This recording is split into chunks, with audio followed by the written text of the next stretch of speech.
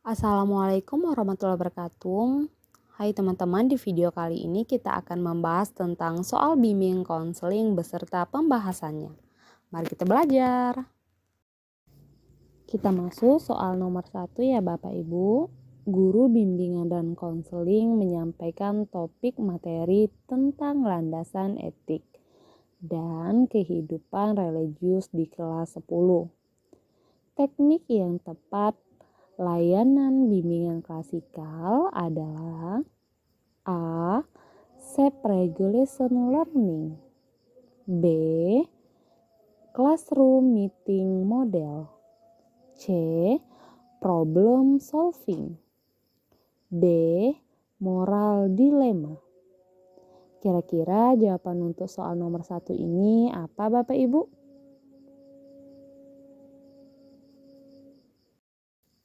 Jawaban yang benar untuk soal nomor 1 D. Moral dilema. Baiklah Bapak Ibu, kita masuk di soal nomor 2 ya, yang merupakan kategori media layanan bimbingan klasikal adalah A. Buku paket pengembangan aspek-aspek tugas perkembangan siswa. B. Modul keterampilan konseling kelompok. C. Brosur iklan lowongan pekerjaan. Dan D. Buku panduan masuk PTN. Jawaban yang benar untuk soal nomor 2 ini apa Bapak Ibu?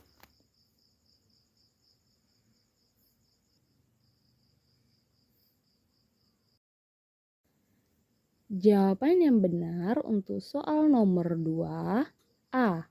Buku paket pengembangan aspek-aspek tugas perkembangan siswa.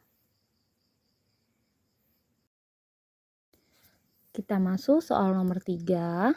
Topik bimbingan klasikal yang dikembangkan dari tugas perkembangan untuk remaja adalah A. Mengembangkan peran sosial pria dan wanita yang tepat. B. Mempelajari perbedaan seks pria dan wanita. C. Menghubungkan diri sendiri dengan pasangan hidup. D. Mencapai peran pria dan wanita. Jawaban yang benar untuk soal nomor 3 ini apa Bapak Ibu?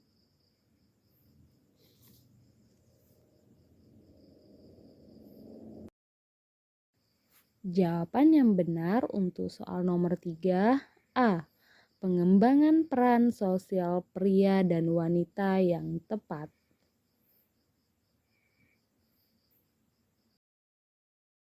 Soal nomor 4. Guru bimbingan dan konseling ingin mengetahui seberapa jauh program layanan bimbingan konseling yang ia susun mampu memfasilitasi kebutuhan para siswa.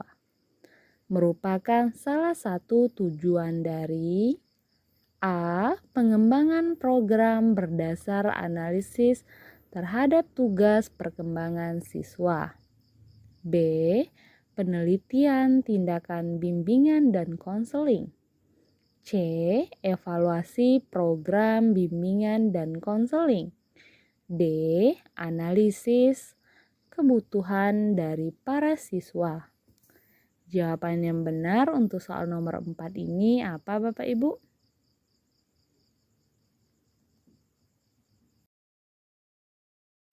Jawaban yang benar untuk soal nomor 4 yaitu C. Evaluasi program bimbingan dan konseling.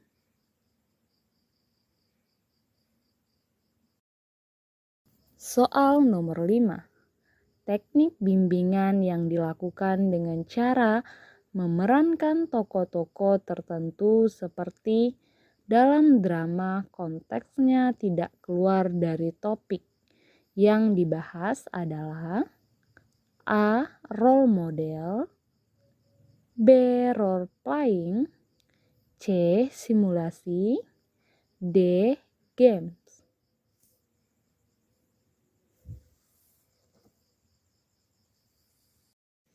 Jawaban yang benar untuk soal nomor 5 yaitu B, role playing.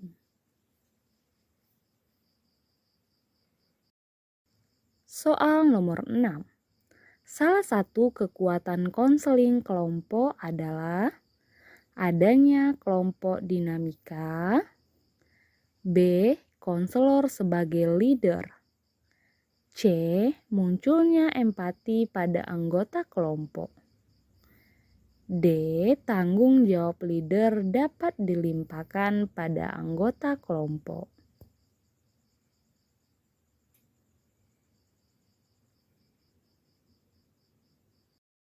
Jawaban untuk soal nomor 6 yaitu C, munculnya empati pada anggota kelompok.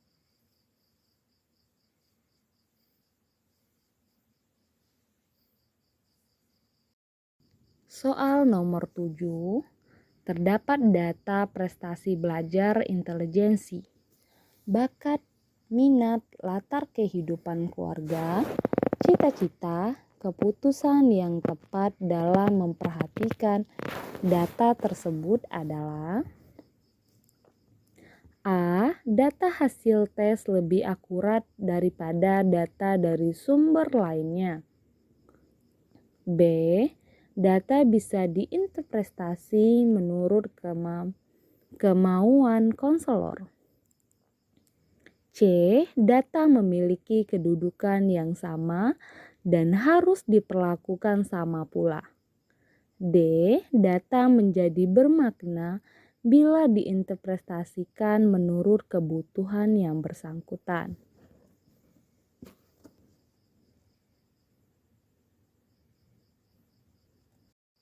Jawaban untuk soal nomor 7 D. Data menjadi bermakna bila diinterpretasikan menurut kebutuhan yang bersangkutan. Kita masuk soal nomor 8. Dalam sebuah sosiodrama di suatu kelas, respon atas permainan peran yang ditampilkan kurang positif karena dianggap melecehkan pekerjaan penari becak. Apalagi salah satu dari teman mereka, orang tuanya bekerja sebagai penari becak. Atas proses sosiodrama ini, maka segoyanya dilakukan oleh guru bimbingan dan konseling adalah A. Mendiskusikan skenario dialog yang disusun oleh kelompok yang tampil. B. Meminta kelompok yang menampilkan sosiodrama meminta maaf kepada siswa yang orang tuanya bekerja sebagai penarik becak. C. Meminta siswa yang tidak tampil untuk memberikan masukan dan kritikan, sedangkan kelompok yang tampil mengklarifikasi atas konsep bermain peran yang mereka lakukan. D. Meminta kepada semua siswa untuk berlapang dada karena kekilafan yang telah dilakukan kelompok penampil. Apalagi hanya bermain peran bukan unsur kesengajaan.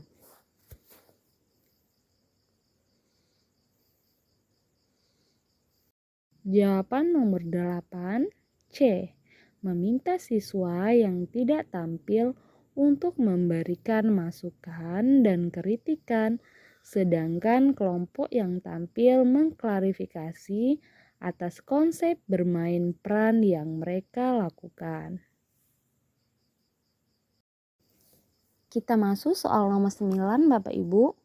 Media bimbingan dan konseling merupakan sarana memberikan layanan dengan menggunakan perangkat perantara tanpa mengurangi substansi layanan. Maka, materi dan bahan layanan berasal dari A. Sumber mutakhir seperti jurnal, hasil penelitian, laporan penelitian, dan isu-isu global. B. Analisis terhadap kebutuhan informasi yang diinginkan siswa terutama menyangkut akademik, pribadi, sosial, dan karir. C.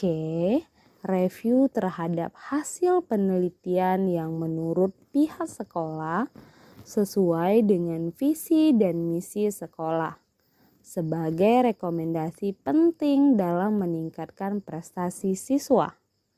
D.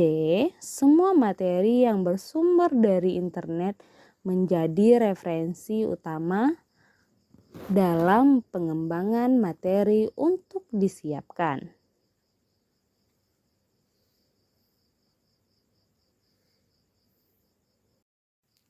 Jawaban untuk nomor 9, B. Analisis terhadap kebutuhan informasi yang diinginkan siswa terutama menyangkut akademik, pribadi, sosial, dan karirnya. Soal nomor 10, soal terakhir. Dalam suatu kelompok, siswa mengungkapkan pendapat bahwa orang tua, kakak, dan kakek neneknya tidak menyukai dan marah terhadap kebiasaan merokok yang mulai ketika di bangku SMP. Namun, ia menikmati rokok dan tidak akan meninggalkan kebiasaan merokoknya. Walaupun ia juga sadar atas bahayanya. Sampai pada tahap ini, teman-teman lain dalam kelompok mengekspresikan bahwa ia telah sadar bahaya merokok. Fase dalam kelompok ini berada pada A. Ketidakmauan siswa untuk melakukan perubahan karena ia merasa tidak memiliki masalah. B. Sudah ada upaya untuk berubah karena munculnya kesadaran bahaya merokok. C. Komitmen untuk meningkatkan kebiasaan merokok belum muncul walaupun ia merasa ada masalah dengan keluarganya. D. Pengakhiran karena anggota kelompok sudah menyampaikan argumentasinya atas masalah yang dihadapi oleh siswa.